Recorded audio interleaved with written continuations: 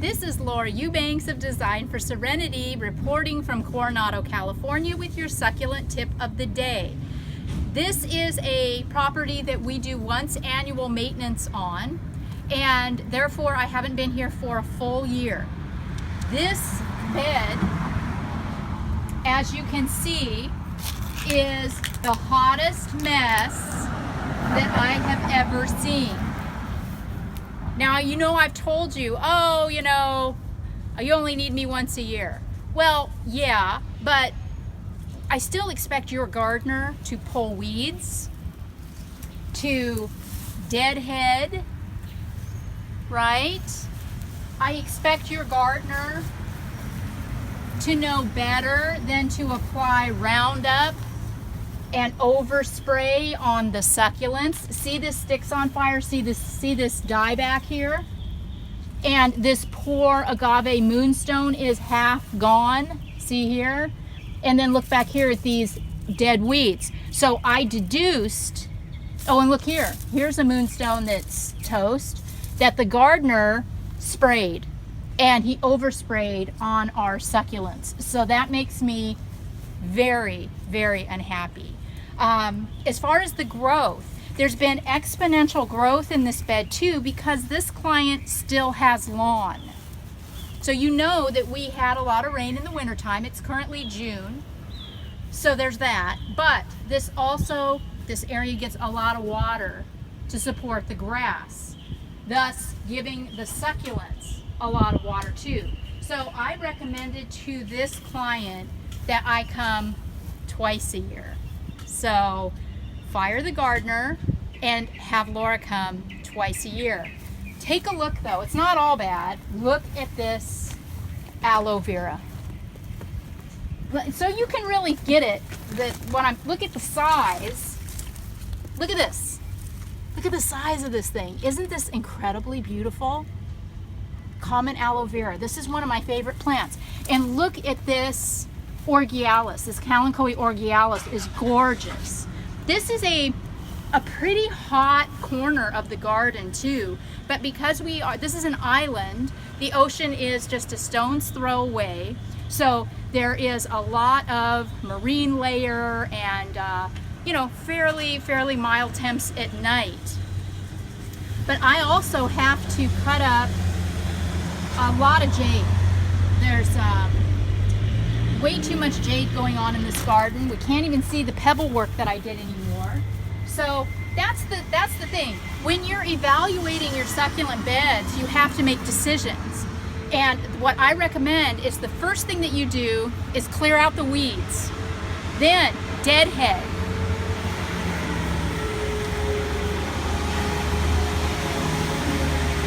Look at that.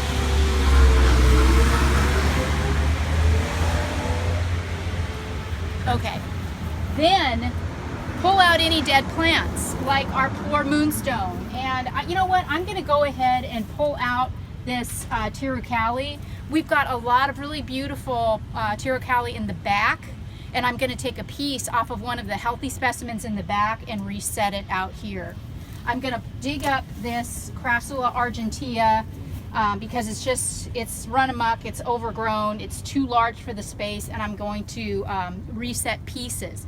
Crassulas are tough plants, and this is one that I can absolutely work with in the summertime without worrying about it burning or dying.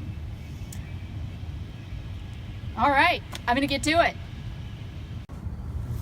Okay, well, I got all of the weeds pulled out of here and reset my beautiful ribbon of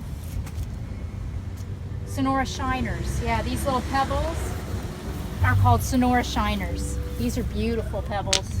Okay, so I got weeds pulled all through here, cleaned up my Zwartkoff. Over here, this was the area where the gardeners sprayed Roundup and killed some plants. So we pulled out the sticks on fire and our poor moonstone agave that were killed in the blast. And this piece of Tirukali is just a cutting, and we had a great big stand of it in the backyard. So we took a piece and reset a fresh piece here in the corner. I am going to take this agave, or this aloe vera. See how it's just kind of a nothing burger right here in this spot? I'm going to move this over into one of the areas where we opened up a gap when we had to take out the moonstone.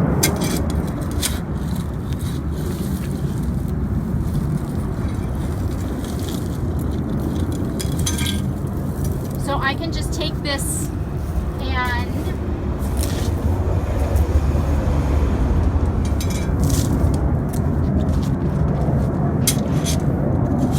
pop it in right here.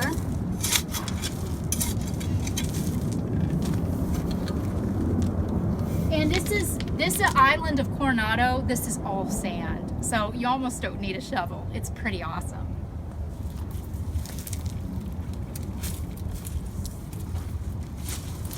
Remember, if your succulent stands up, you've done your job. So we don't need to fuss around about the roots or placement or anything like that. Just get it to stand up. And then I'm just going to groom it. I'm going to take and clip all of the dead off of the tips. And the dead on the tips can be from a lot of things. It can be from too much salt in the water, to just normal age and deciduation, to, you know, something having gotten after it, or maybe there's a hot spell or a cold spell. But tip burn is typically indicative of a temporary environmental condition that has since passed. So you can always judge the health of a new plant, or of a plant, by the new growth. And if the new growth is fine, and it is, see this, all this healthy growth, there's no tip burn, there's no scarring, there's no weirdness going on, there's no rot, nothing black. This tells me that this is a healthy plant. And these outside leaves that had some damage got into something in the past. That's all. It's like a scar. When we get a cut and we have a scar. So no worries. This aloe vera is going to be just fine right there. And I'll probably just backfill now with some 3/4 inch burgundy lava. Maybe I'll find something. You know what? I think I'll take a piece of this Argentea from the back of the plant.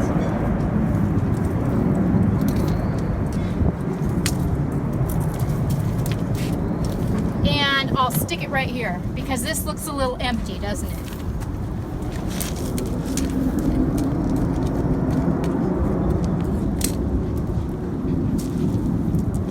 There we go.